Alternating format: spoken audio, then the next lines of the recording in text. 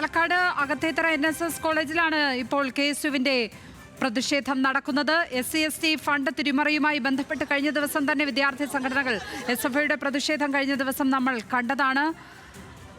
കോളേജിലെ 2 അനധ്യാപക ജീവനക്കാരെ ഇതുമായി ബന്ധപ്പെട്ട് സസ്പെൻഡ് ചെയ്തിട്ടുണ്ട്. പക്ഷേ സസ്പെൻഷൻ മാത്രം പോരാ, നിയമ നടപടികളിലേക്ക് നീങ്ങണം എന്നാവശ്യപ്പെട്ടായിരുന്നു സമരം വിദ്യാർത്ഥികളുടേത്.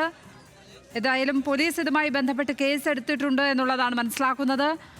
NSS മാനേജ്മെന്റ് ഈ ജീവനക്കാരെ സഹായിക്കുന്നു എന്നുള്ള ആരോപണവും വിദ്യാർത്ഥി സംഘടനകൾ ഉയർത്തുന്നുണ്ട്. കഴിഞ്ഞ ദിവസം SFI പ്രതിഷേധ പ്രകടനം നടത്തുന്നത് നമ്മൾ കണ്ടു. ഇപ്പോൾ KSUവിന്റെ പ്രതിഷേധ മാർച്ചാണ് കോളേജിലേക്ക് ഉണ്ടായിരിക്കുന്നത്.